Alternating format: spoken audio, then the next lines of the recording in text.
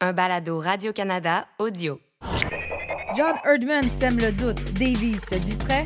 Un mondial sans Benzema et Mané. Et quand la Coupe du Monde fait exploser la banque. Ici Hassoun Camara. Ici Olivier Tremblay. Ici Christine Roger et vous écoutez Tellement Soccer spécial Coupe du Monde.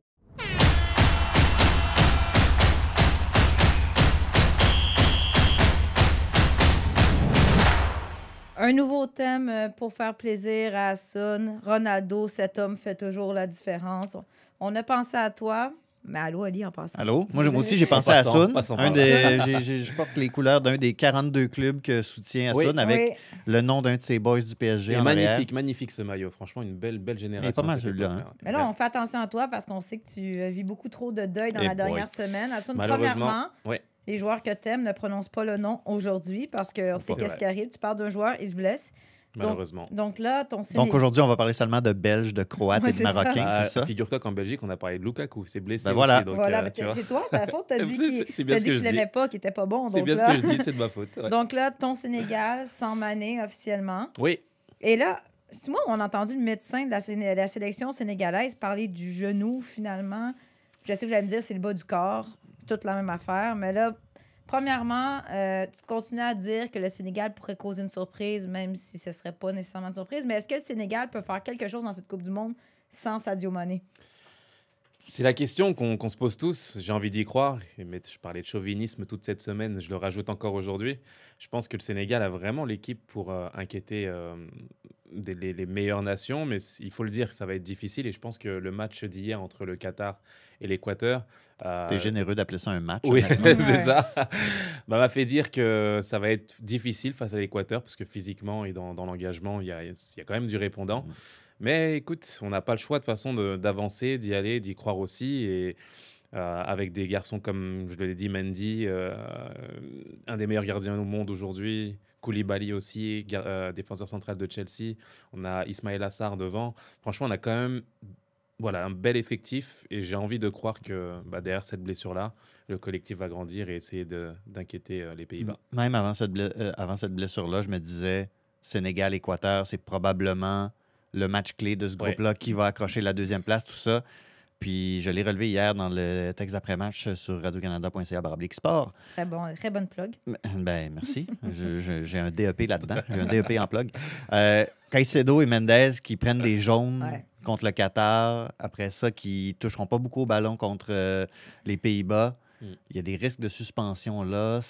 Ça va être délicat là, comme fin de groupe. Ça va être vraiment intéressant, je pense. Vraiment. Mais là, il faut qu'on refasse notre pool en passant. Les gens qui se seraient inscrits sur le pool, sinon faites-le, sur le site de Radio-Canada Sport. Vous avez Très encore bonne plug, Christine. Non, mais vous avez le droit d'aller changer parce que nous avions tous dit, nous trois, on avait dit que Karim Benzema serait le meilleur buteur de cette Coupe du Monde. Et là, blessure. Donc, du côté de tes bleus, c'est sans Pogba, sans N'Golo Kanté, sans Benzema. S'il y en a un qui est heureux ce matin, c'est Kylian Mbappé. On se questionnait la semaine passée. Qui va prendre des pénaltys, des coups francs? Là, c'est Mbappé. La porte est grande ouverte pour lui. Oui, je pense que c'est, un mal pour un bien, j'ai envie de dire, pour Mbappé, malheureusement, parce que Benzema, c'est vraiment le plus gros préjudice qu'on peut avoir. Pour l'équipe de France, mais aussi pour lui. Quand on regarde son historique en équipe de France, c'est vraiment, je n'ai pas envie de parler d'échec, mais ça doit être très, très difficile pour lui, parce que son histoire avec l'équipe de France, elle est juste catastrophique, malheureusement. Et là, c'est son année Ballon d'Or. Oui, il avait l'occasion de rentrer dans la dimension des Zidane, des Papin, des Platini, mais malheureusement, il lui manquera cette envergure au niveau international qui fera de lui un super club du Real Madrid, malheureusement, mais il n'aura pas assez marqué l'histoire de l'équipe de France. Et là, comme tu le disais, Mbappé qui se retrouve dans un schéma tactique qui lui correspond plus. Il va être sur le côté gauche à essayer de profiter des espaces et il s'en est plaint toute l'année au PSG à me dire, je veux pas jouer dans le pivot gang en appui. J'ai un autre joueur qui va le faire pour moi et c'est génial en équipe de France, en la personne de Giroud. Et j'espère vraiment que collectivement, ça va... Voilà, l'équipe va s'adapter et ça va profiter à Mbappé, c'est sûr. Ali. Si je peux ne jamais entendre parler de Kylian Mbappé d'ici la fin de mes jours, je suis plus capable. Ouais, mais Je suis désolé, là, mais je suis plus capable de Surtout son Kylian petit Mbappé, puis de ses scénario, là. caprices, puis de ses... Tu sais, c'est le scénario qu'il espérait avec le Ça- PSG en espérant que Neymar s'en aille. Là, c'est comme ses vœux sont exaucés Tu sais, avec c'est bien beau la de... sélection française. C'est bien beau d'être conscient de ses qualités, puis tout ça, de savoir comment tirer le meilleur parti de soi-même. Mais tu sais, quand t'as des attaquants français comme Karim Benzema, qui s'est mis qui n'a pas mis sa carrière en veilleuse, c'est pas vrai, mais qui s'est vraiment mis au service de l'équipe quand il était avec Cristiano Ronaldo au Real Madrid, par exemple. Olivier Giroud, qui gagne des trophées en marquant pas de but parce qu'il fait jouer les autres. Que d'un autre côté, tu as un Kylian Mbappé qui ait ce genre de discours-là. Moi, ça me tue. Mais là, Ça il y a me tue. l'espace qu'il espérait avoir. Je sais, Assoun, peu importe ce qu'on a dit, tu vas toujours me dire, ouais, mais c'est un talent indéniable, puis il est capable de prendre cette pression-là sur ses épaules. Mais là, ça peut passer comme ça peut casser. S'il fallait que finalement, il offre des contre-performances, qu'il ne soit pas capable de livrer la marchandise, en fait, ce serait peut-être une bonne chose. Peut-être que ça lui ça lui donnera une petite dose d'humilité. Peut-être que finalement, il prendra un peu de recul. Bah, c'est ce qu'il doit gérer tout simplement. Quand on compare à la Coupe du Monde 2018 en Russie, c'était la fraîcheur, Mbappé, le nouveau talent, celui qui arrive. On attend Ronaldo, Messi, et lui, face à l'Argentine, Ouais. il arrive de nulle part et il explose le match. Là, ça va être une... Il est attendu, là. Et il est attendu, c'est une autre pression qu'il aura sur les épaules. Et puis, comme tu l'as dit, il a eu des discours différents aussi. Il attend d'avoir plus de responsabilités. Pour le coup, il va en avoir parce que ça va être l'équipe de France d'Mbappé aujourd'hui. Si on gagne, ça va être grâce à lui, forcément. Si on perd, par contre, bah, ça va être à cause d'Mbappé et des discours qu'il a eu au préalable. Donc, ça va être très, très, très, très intéressant de suivre tout ça. Olivier nous avait fait remarquer que quelqu'un avait décidé de calculer combien de blessés il y avait présentement par rapport à s'il y avait une Coupe du Monde au mois de juin, juillet, puis on voyait que normalement, les statistiques, ben, c'était à peu près équivalent, puis il n'y en avait pas plus. Là, on dirait que dans les derniers jours, Ouais.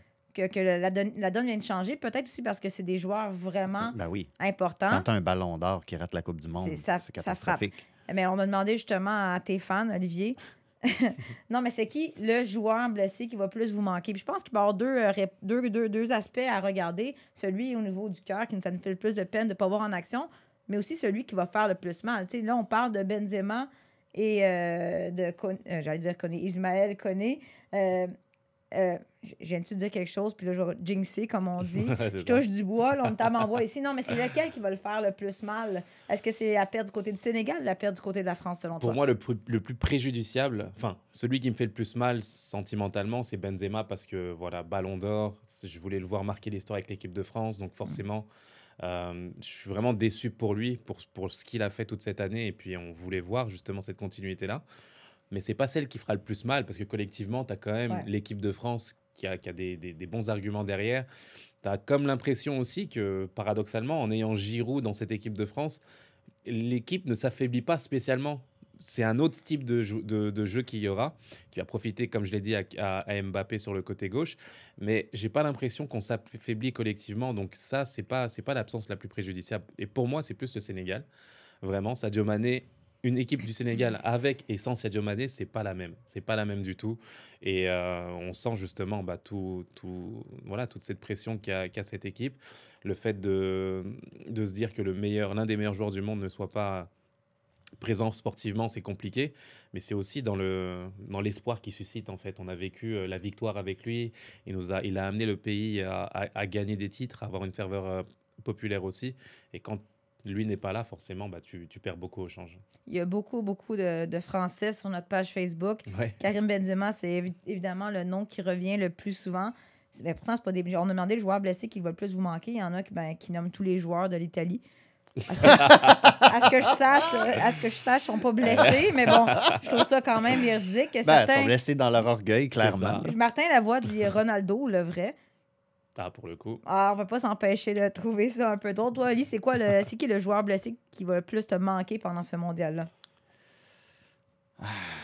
Moi, je retourne en France, puis je trouve qu'on parle pas beaucoup de ces absents-là, de Pogba puis C'est vrai. Kanté. Parce que là, c'est de la vieille Je histoire. suis tu sais. d'accord. Ouais, c'est de la vieille histoire, mais tu sais, puis oui, c'est ça, on le sait depuis un bout de temps, mais Ouais. moi, je pense qu'on en a déjà parlé en long et en large de N'Golo Kanté, de vrai. toutes ses qualités puis de ce qu'il apporte à n'importe quel collectif dans lequel il s'inscrit. Moi, il va vraiment beaucoup me manquer. 100%. Juste parce que tu voulais qu'on fasse jouer certaines chansons d'N'Golo aussi. Kanté. Ouais, aussi. C'est des bons moments dans l'histoire de notre balado, ça. Ouais. Je suis déçu pour Wijnaldum aussi, pour les Pays-Bas. Qui s'est cassé une jambe et qui ne fera pas la Coupe du Monde. Ça va être une Coupe du Monde super émotive aussi pour les Pays-Bas avec Van Gaal qui est là pour son dernier tour de piste comme entraîneur. Ça va être. Puis je l'ai dit, je le répète, c'est une portion de tableau relativement abordable pour les Pays-Bas qui ont quelque chose à jouer parce qu'ils n'étaient pas là il y a 4 ans. Ça. Puis bon, légende de Newcastle en plus. Fait que, ça. Et qu'on l'a dit, évidemment, Lukaku qui ne sera pas là. Uh-huh. Peut-être que les fans du Canada se réjouissent. Parlons-en du Canada parce que là, il y a des points d'interrogation aussi au niveau des blessures. Là, est-ce que c'est juste moi qui ai l'impression que John Erdman joue une petite partie psychologique présentement? Il entretient un certain flou artistique. Oui, c'est ça. Parce que là, il y a un entraînement. Il manquait Eustachio. Le gardien Borjan n'était pas là. Et Alphonso Davies aussi. Peut-être qu'il avait perdu ses pantalons. Donc là, Borjan, il disait qu'il avait senti quelque chose au niveau des abdominaux. Eustachio, c'est une certaine fatigue musculaire. C'est un point d'interrogation pour le premier match. Et là, il y a Alphonso Davies, on a l'impression qu'il est venu gâcher la game de son coach en disant « Moi, je suis prêt à y aller pour la Belgique. » Premièrement, est-ce que vous avez un doute? Est-ce que vous croyez, John Erdman? Est-ce que vous pensez que ces 3 joueurs-là vont être là pour le premier match? Ou peut-être qu'on va décider d'être plus prudent? Non, je l'espère. Moi, je le pense. Je pense que John Erdman nous a montré que dans ses conférences de presse, il était assez transparent. Il donnait beaucoup, il livrait beaucoup. Donc, mais là, c'est la Coupe du Monde. C'est la Coupe du Monde, c'est vrai. Mais justement, j'espère en tout cas qu'on gardera la même philosophie non, sur le plan du staff, mais aussi dans le jeu. J'espère vraiment qu'on restera dans la même lignée, cette fraîcheur-là, cette insouciance. C'est ce qui a fait la force du Canada. Donc, jouer à ce jeu, je ne vois pas trop l'intérêt. Que la Belgique arrive déjà. Et se disant, déjà, la Belgique peut prendre le Canada à la légère. Là, ouais. Tu le sais, tu arrives et tu as joué à ça. Tu arrives contre une équipe plus faible. Automatiquement, tu ne joues pas au même niveau. Si tu arrives dans une équipe puis que c'est James Pantemis dans les buts. Mon Dieu, pourquoi je ris? C'est pas gentil, ça. James Pantemis dans les buts. Écoute, c'est rendu ton brand de tirer dans le pied. Fait que, garde. Non, mais mettons que c'est lui dans les buts que Alphonso Davies n'est pas là. Est-ce qu'automatiquement, quand les Belges prendraient peut-être le Canada un peu trop à la légère? Toi, tu penses-tu que c'est une game? Puis est-ce que tu penses qu'ils vont être là? T'as-tu appelé Alphonso? Il t'a dit quoi? Si je suis belge, mettons que j'étais belge. Moi, c'est Eustachio, je veux pas voir là. S'il y a un gars parmi les 3 que je veux voir rater ce match-là, c'est Eustachio. Le milieu de terrain du Canada, c'est vraiment pas la même chose selon la disponibilité de Stephen Eustachio. C'est le milieu de terrain le plus polyvalent de toute la gang. C'est lui qui fait tourner le jeu du Canada. Ouais. Tu mets Samuel Piette puis Atiba, mettons. C'est pas la même chose, tout à fait. C'est un qui a beaucoup joué dernièrement avec la Ligue des Champions. Oui, mais justement, il est dans un moment de forme absolument remarquable, Eustachio. Sauf qu'Erdman dit, en anglais, soreness, comme une fatigue musculaire. Ça, est-ce que c'est pas relié justement à un trop gros volume de match récemment? Comment tu analyses ça? Je sais pas, je suis pas médecin. Comme dirait Thierry Henry. C'est vrai. mais pour moi, tu le ménages dans les jours qui précèdent le match, puis au match, tu le sors, quitte à ce qu'il te donne une bonne heure si vraiment il est très, très fatigué. Mais la manière dont la Belgique va vouloir jouer, ils vont sans doute porter le jeu, laisser des espaces derrière eux pour donner ces ballons-là dans le dos de la défense. Eustachio peut être une clé pour le Canada. Donc, pour moi, tu fais tout ce que tu peux pour aller chercher le maximum de Stephen Eustachio dans ce match-là. On a beaucoup parlé dans les dernières semaines, derniers mois, de la progression du soccer canadien depuis 1986. Puis on a parlé aussi de ce que cette Coupe du Monde-là pourrait changer. Ali, justement, tu as fait un long reportage sur l'équipe de 86. Là. Si on se disait 3-4 éléments qui vont être différents entre l'édition de 86 et l'équipe d'aujourd'hui, tu dirais quoi? J'allais dire les maillots, mais même pas. On aurait pu aller les rechercher, les vieux maillots de 86. C'était la classe, pour vrai. C'était absolument la classe. Exactement. D'ailleurs, Ismaël Koné n'a pas dit que lui était plus de type maillot vintage. Ah ouais, ils ont pas mal tout dit ça. Je te dirais que j'ai demandé aux gars, est-ce que vous aimez mieux les maillots vintage ou les maillots... les nouveaux maillots, puis vintage. Samuel Piette l'a dit vintage, vêtu de son chandail Adidas Canada. C'est ça. Très fier.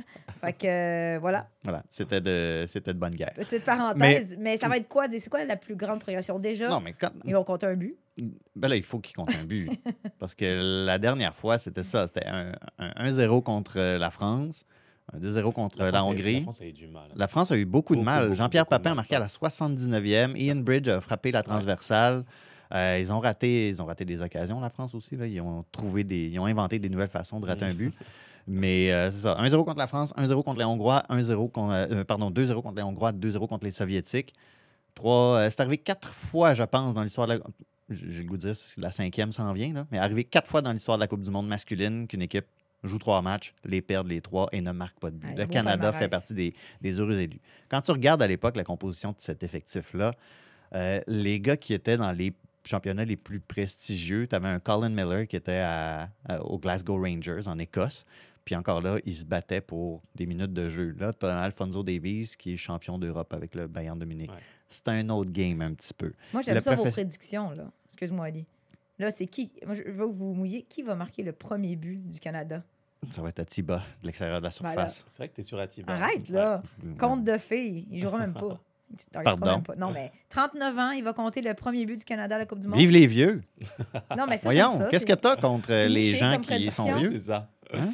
Non, Atiba va en planter un. Regardez bien. Ouais, OK, j'aime ça. J'y vais avec Jonathan David, moi. Ouais, je le sens en forme, concentré dans son plan.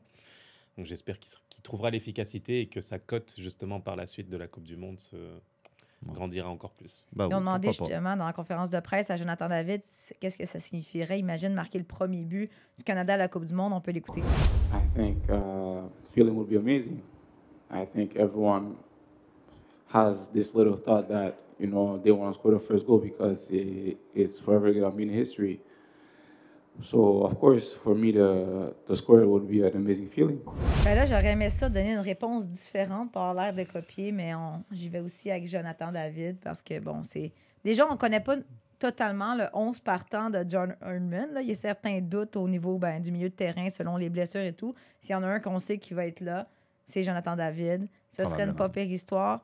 Et ça pourrait, qui sait, peut-être faire monter les enchères. On s'en reparlera plus tard dans le fameux balado. Ça va être Atiba. Il va marquer le premier et le dernier de la phase de groupe. 2 buts. Wow. Oh oui, il va en mettre deux. Voyons. Ambitieux. Okay. Quelque chose. Puis ici, je vous demande deuxième prédiction. Là, le premier match est mercredi. En passant, on fait un balado spécial immédiatement après le match qui va être disponible sur audio. Votre prédiction pour ce premier duel Canada-Belgique? Faut se mouiller. Faut se mouiller. Moi, j'y vais avec... Moi, je sais plus parce que j'ai dit des affaires dans le balado. Il faudrait que je sois conséquente. Mais une courte victoire du Canada qui crée la surprise face à la Belgique. Je veux dire, dans une Coupe du Monde avec autant de matchs, il faut bien des surprises aussi. On n'en a pas trop eu pour le coup. Bon, c'est encore le début, mais je veux dire, je pense vraiment que c'est le bon timing pour jouer la Belgique aujourd'hui.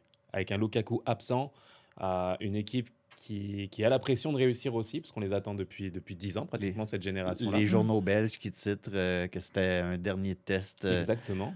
C'était quoi? Inquiétant, je pense. C'est le terme qui a été utilisé par la dernière heure. C'est vrai, et c'est très vrai. Donc, et puis une défaite, justement, inquiétante, comme tu le dis. Donc, je pense que c'est le meilleur moment pour les jouer et créer la surprise.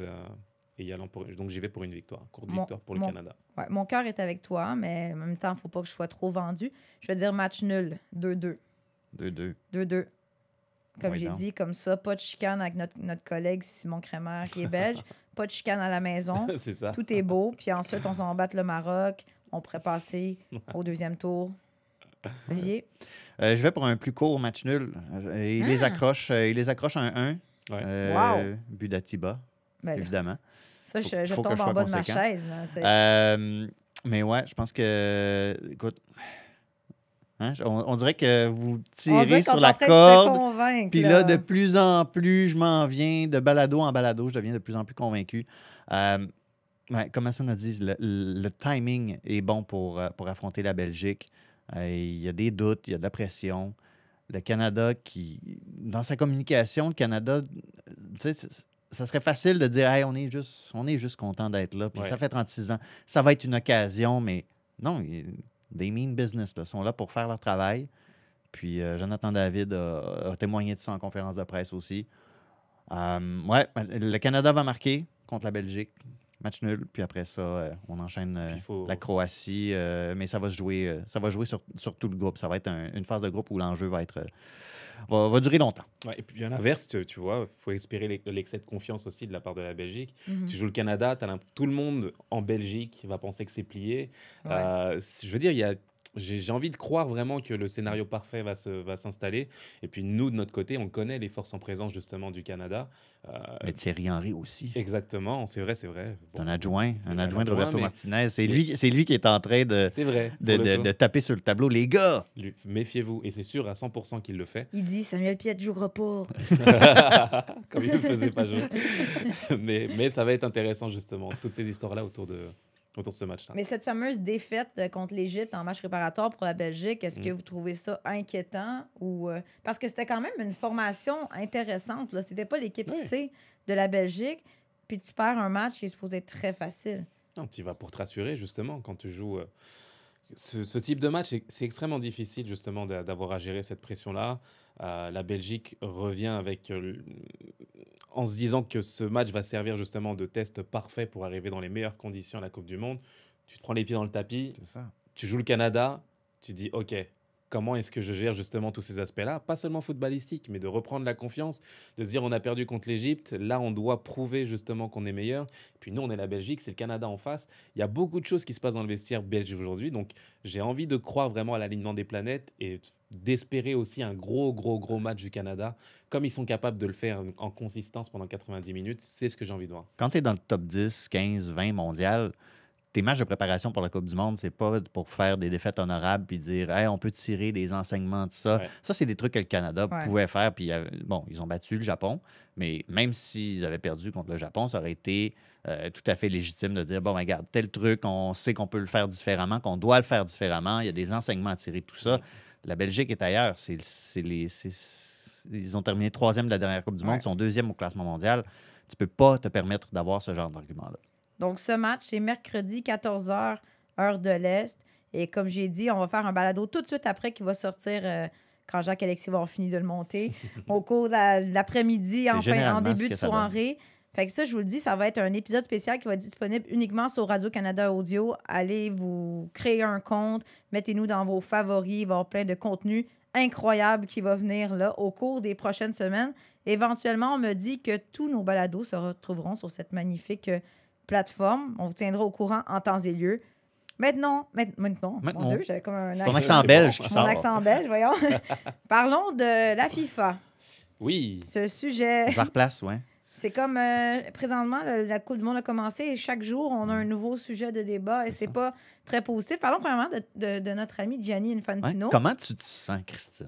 Comment je me sens? Ben là, comme lui, il dit, il comprend hein, le peuple, les migrants, ses travailleurs, parce qu'il s'est déjà fait intimider, n'est-ce pas? On va l'écouter. But I feel like them because I know what it means to be discriminated, to be bullied as a foreigner in a foreign country, as a child at school. I was bullied because I had red hair and I had these red, how do you call them? Freckles. Freckles. Freckles. Sorry? Freckles. Freckles, you see, I don't even know the term. We are told many lessons from some Europeans, from the Western world. I'm European. Actually, I am European. Not just I feel European. I think for what we Europeans have been doing in the last 3,000 years around the world, we should be apologizing for the next 3,000 years before starting to give moral lessons to people. Ah, beaucoup de choses là-dedans. Donc, le président de la FIFA est allé d'un discours où il fait référence peut-être aux droits de la femme, aux droits LGBT+, aux gens qui ont été victimes de discrimination au Qatar. On a revu toutes ces histoires qui sont sorties. Et lui, il dit, bon, aujourd'hui, je me sens gay, aujourd'hui, je me sens LGBT+. Mais il dit qu'il a déjà été victime de discrimination parce qu'il était roux et il y avait des freckles. Des taches de rousseur, ouais. Et là, écoute, je ne sais pas ce que vous pensez de ces commentaires-là. il y a beaucoup de choses là-dedans, parce que lui, il fait référence aux souffrances que l'Europe a endurées pendant 3000 ans, puis que, dans le fond, il dit qu'il y a un double standard, puis c'est un peu hypocrite de parler de ce qui se passe au Qatar. Qu'est-ce que vous pensez de son discours et pourquoi? Pourquoi maintenant? Pourquoi...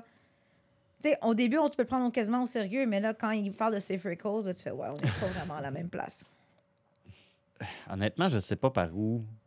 Je ne sais pas sur quelle ficelle tirer. T'sais. Parce que c'est pas drôle, mais on a le goût de rire tellement Non. que c'est... Il y a quelque chose de il y a quelque chose de vrai dans ce qu'il dit, dans la mesure où oui, oui, l'Europe a fait subir tout un tas de trucs à ses colonies, par exemple. Mais si tu as ce discours-là à tenir, pourquoi tu le dilues dans une espèce de...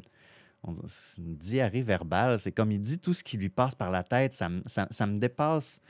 Ça me dépasse, d'une part, qu'il y ait un professionnel, parce que je présume qu'il y a un professionnel de la communication derrière C'est ça. exactement ce que j'allais dire là tout de suite. C'est que c'est préparé, on est d'accord. T'sais, Il a mis du temps à préparer son... il y a quelqu'un qui a passé derrière ça et qui a fait « Oh oui, ça, cette ligne-là, hey, tu pourrais dire telle affaire, ça serait encore meilleur. Ah oui, à moins qu'il soit parti complètement gung-ho, puis c'est comme je me fous de ce que mon responsable des coms dit, je vais dire qu'est-ce que je veux. » C'était concerté, puis il y avait une préparation derrière ça.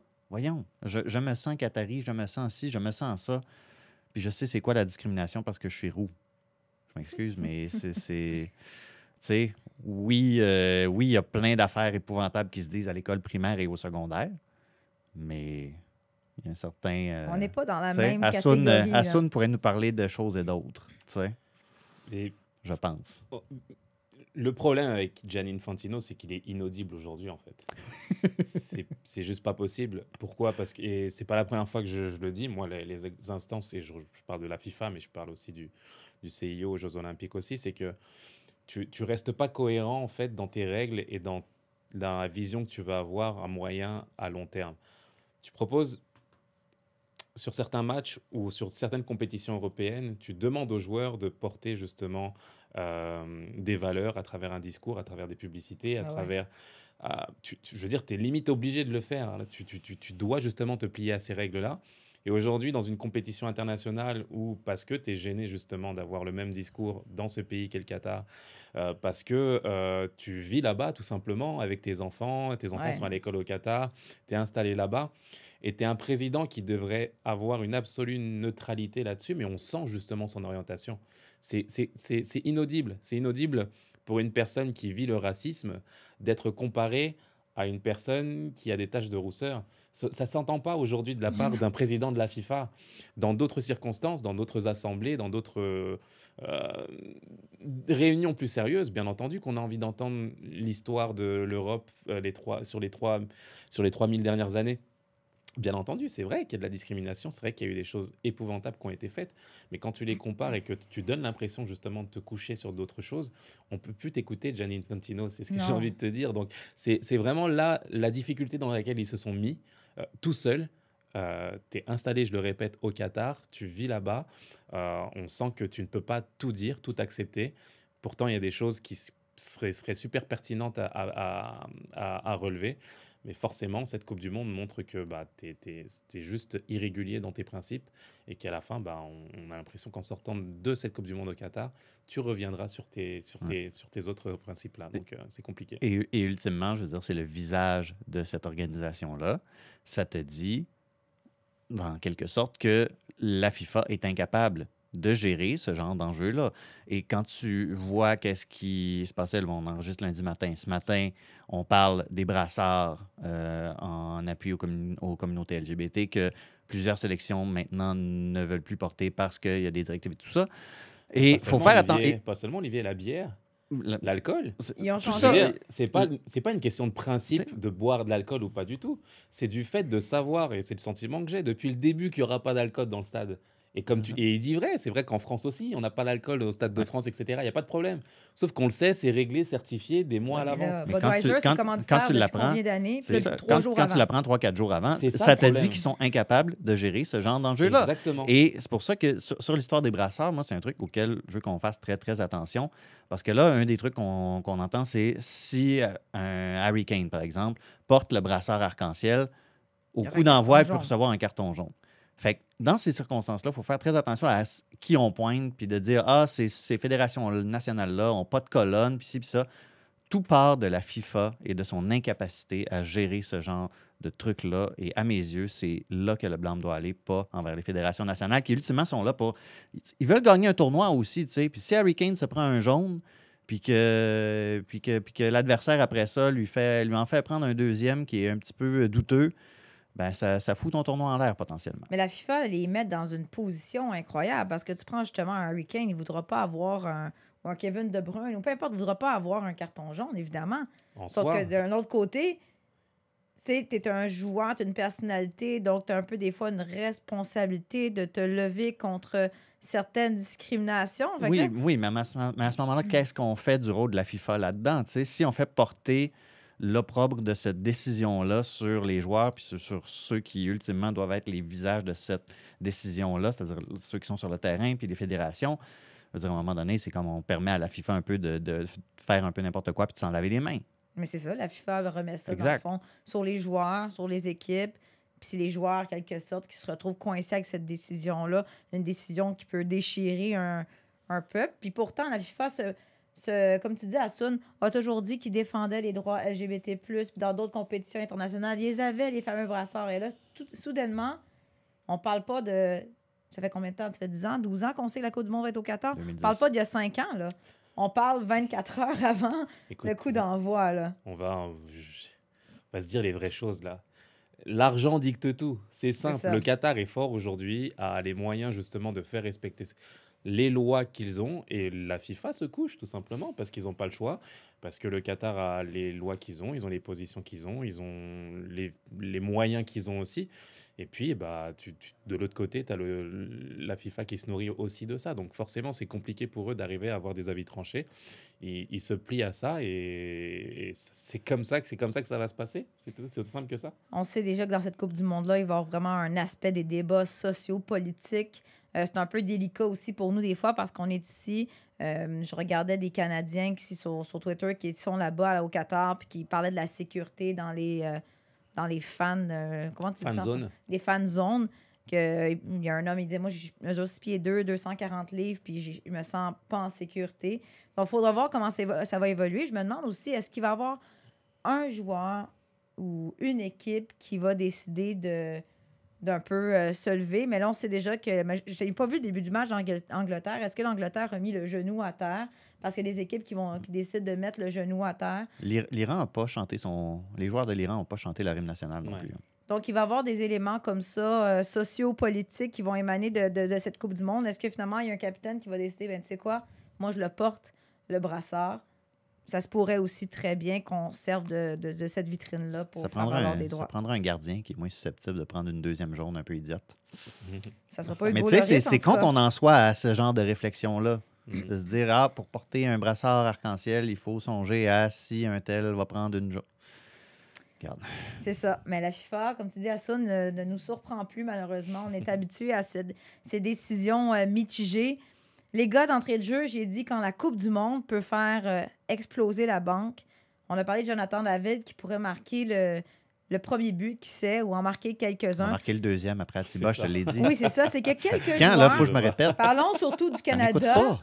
Il y a quelques joueurs qui pourraient, soit en janvier, à la première fenêtre de transfert, ou à l'été, quitter vers l'Europe ou changer de pays, changer de ligue.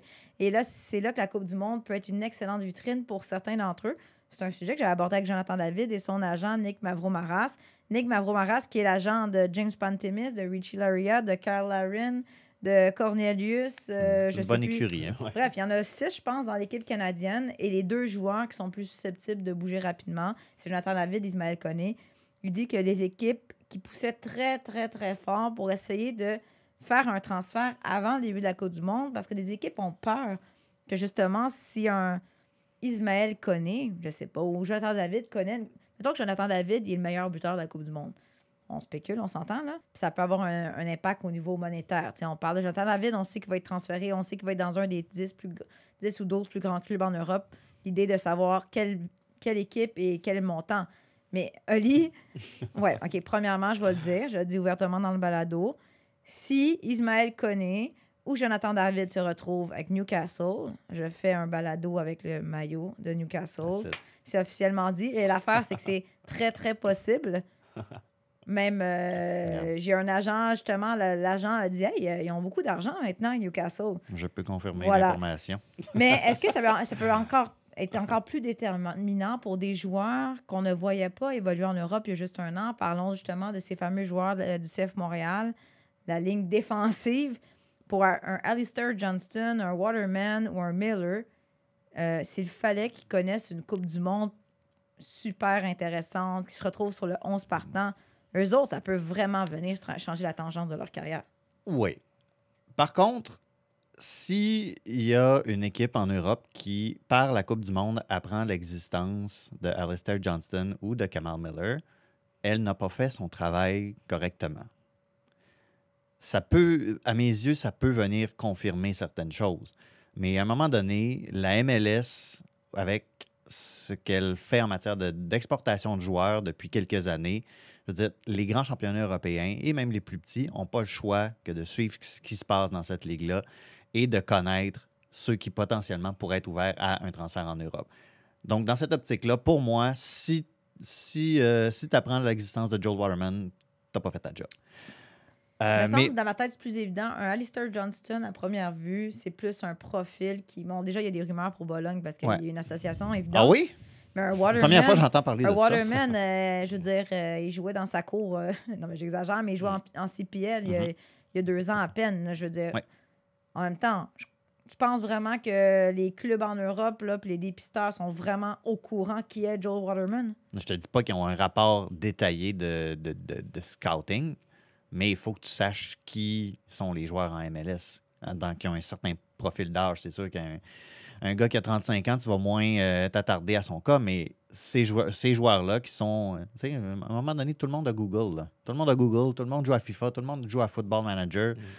Les joueurs, on commence à les connaître, puis quand tu sais qu'il y a une ligue où est-ce que justement ça devient une pépinière de talent, tu n'as pas le choix. Il faut que tu fasses tes devoirs. Et quand tu sais qu'il y a des joueurs qui potentiellement s'en vont à la Coupe du Monde, ben il faut déjà que tu aies des notes de prise. S'il se passe quelque chose à la Coupe du Monde, là, tu bonifies ton rapport forcément, puis tu vas peut-être faire un move, que ce soit pendant la fenêtre de l'hiver. C'est toujours un petit peu plus délicat de faire un transfert à ce moment-ci de l'année ou à l'été. Mais pour moi, il faut que les devoirs soient déjà faits. Là. Ça n'a pas de bon sens. Puis, juste apporter un petit... parce que pour les joueurs à plus haut profil, je trouve que ça peut être pernicieux aussi des fois de dire tu te révèles à la Coupe du Monde. T'sais.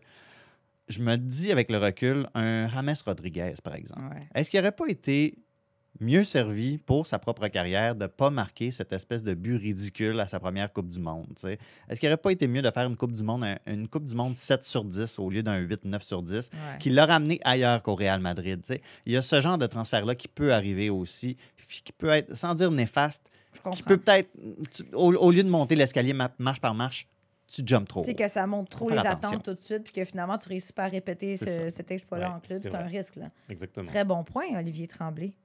C'est ma job. Puis là, bon, c'est un spécial Coupe du Monde. En fait, ça va être que des spéciaux Coupe du Monde pour le prochain mois.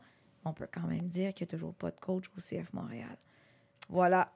Fin de la parenthèse. Parce qu'au cours du mois, techniquement, il y en a...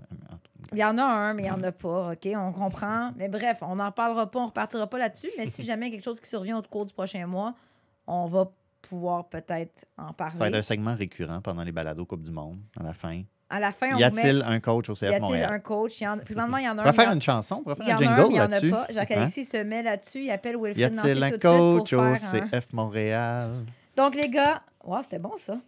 Donc, mercredi, on est prêt. Canada-Belgique. Canada-Belgique. Assoun, ben là, aujourd'hui, a mis son maillot du Canada. Je vais vite le troquer pour le Sénégal. Oui, dans évidemment. quelques minutes. Hein? Exactement. Mais là, on enregistre lundi matin. Les gens vont nous écouter lundi soir. On ne parle pas du temps. Bref, on va suivre ça avec intérêt. Puis, Olivier, merci beaucoup. Merci. Puis, juste faire une petite dernière plug.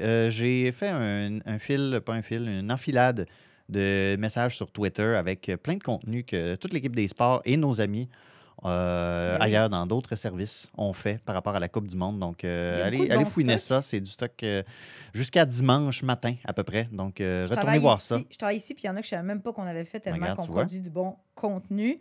Assoun sera à RDI chaque matin à 6h50, n'est-ce pas? Exactement. Pour parler de la Coupe du Monde. Donc, manquez pas ça.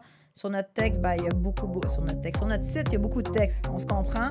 Sur notre texte, il y a beaucoup de sites. Et je vous rappelle que nous, il y a toujours notre balado chaque lundi, balado régulier. Et après chaque match du Canada, on en fait un à chaud pour parler des victoires de l'équipe canadienne. On est positif ici. Merci beaucoup, Hassoun. Plaisir, merci. Donc, on se retrouve ce mercredi après le match entre le Canada et la Belgique pour un autre balado Tellement Soccer spécial Coupe du Monde.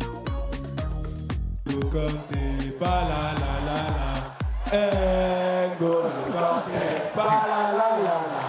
est petit, il est gentil, il a stoppé Léo Messi.